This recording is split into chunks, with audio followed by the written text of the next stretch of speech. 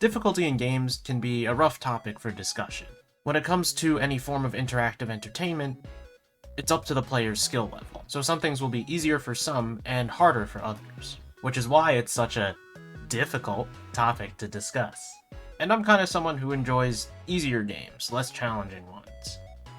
So what do I think of difficulty as a whole then? Remember what I told you? If you ever won against me using my right hand, I'd take you on with everything I've got. I think that challenge is a necessity to keep games interesting. Primarily, a lot of games will continuously throw new ideas at you to keep your brain churning. That in itself is the base level of challenge. The problem after that is determining how to continue keeping the player engaged.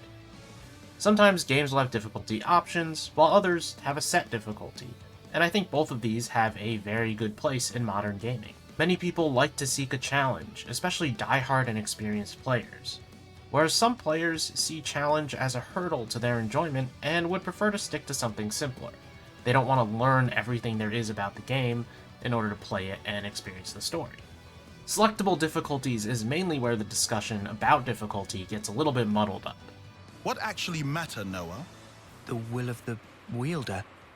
If understand, then why ask? I've seen the statement, "This is how the developers intended the game to be played," thrown around a lot when discussing difficulty, especially with selectable difficulties. And in some cases, that is true. There are sometimes difficulties where they explicitly have it written out that this is the way the game was designed and intended to be played. But when it's not, I don't think there is a right or wrong way to play a game. There's no correct difficulty, if that makes sense. As an example near and dear to my heart, sure, Persona 5 on hard does make me use the fusion system a bit more carefully and a bit more correctly, and has me learn a lot of the mechanics to make battles easier, but that doesn't mean it's the intended way to play. It's not the right way. You could pick any difficulty and it could be the right way. Merciless could be the right way, very easy could be the right way, safety could be the right way.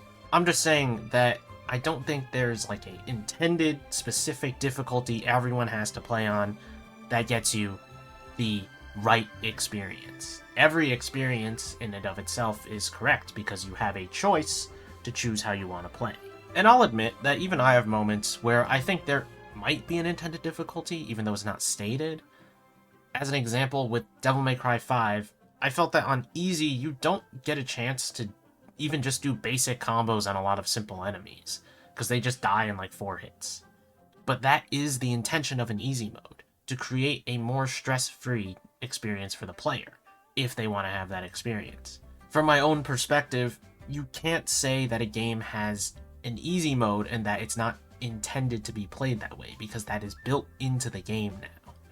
There are other difficulties that maybe for your skill level, or your enjoyment level, are more intended for the way for you to play, but the developer's intention is usually not to say, this is the right way to play it, this is the only way to play it, but you can choose these if you want.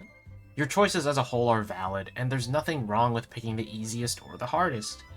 Everyone has different circumstances. To say that you're playing X difficulty because that's how the game is supposed to be played is kind of silly and maybe a bit pretentious, unless it's explicitly stated otherwise. Then that's different. It's more like you play that difficulty because to you, that is what best suits you, and that's what best suits the game in your opinion. There's no higher meaning to it unless you're doing something like analyzing the design of the difficulty in a game.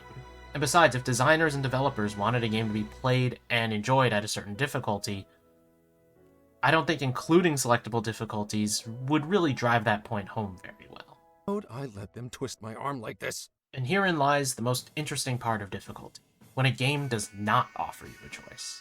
This is probably where the discussion becomes actually the most polarizing. Static difficulty means the game is designed around the challenges that it is presenting to you. Every player will experience the same level of challenge. What is different about each experience is how the player chooses to tackle that challenge. See, in modern games, freedom is very common. Freedom in gameplay, I mean. Building your character how you want, choosing your team members, picking the most stylish outfit, games are truly embracing your creative freedom. Not every game has to offer an easy mode, nor do they have to offer a hard mode.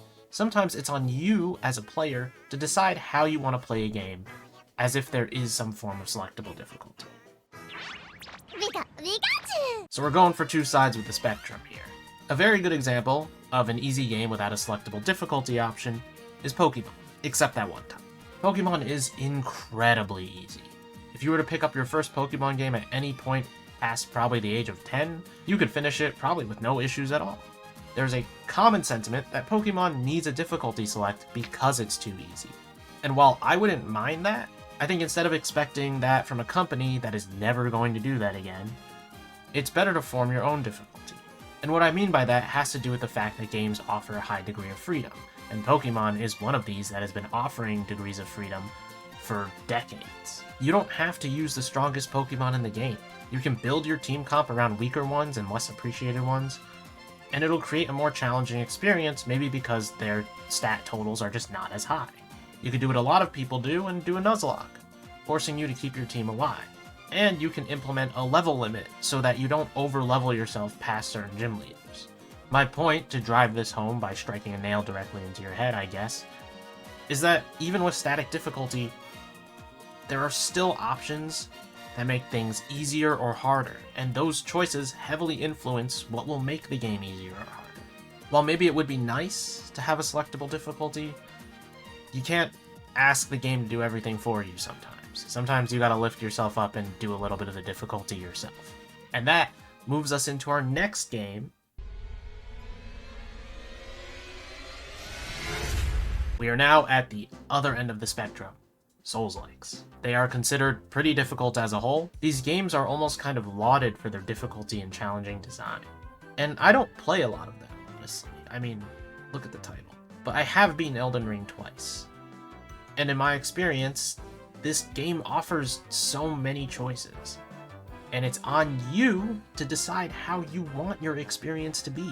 Yes, there will be moments with very large hurdles for you to overcome, but saying that this game needs an easy mode is, again, a bit of an overstatement for a company that's never going to do that. Probably. I mean, it's possible they might. I don't know.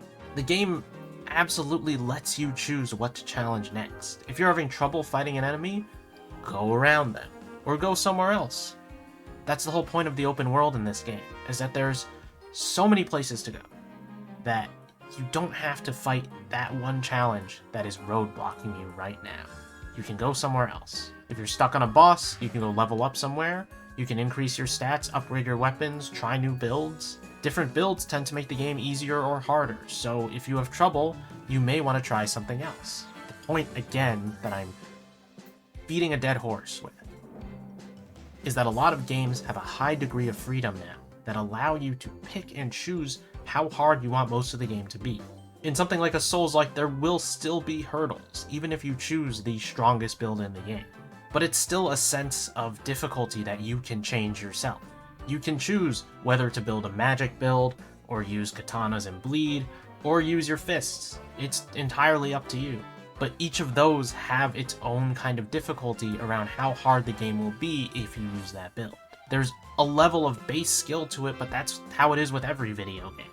And you know, if you want to mod the game to make it easier, I don't think that means your experience is any lesser than anyone else's, but I do think in this case there is a lot of developer intent behind the difficulty, even if I also think some of the fights are more fair than others. Anyways...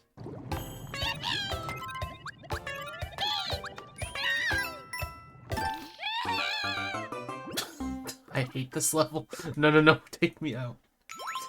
Oh, Jesus. I think difficulty is just very, very complex as a topic. But when selectable difficulties exist, I think the point of them is to try to stop having to force the player to play a certain way to make the experience easier for them. And instead, the developers and designers are giving you a tool that lets you adjust, making it easier so you don't have to play that certain way.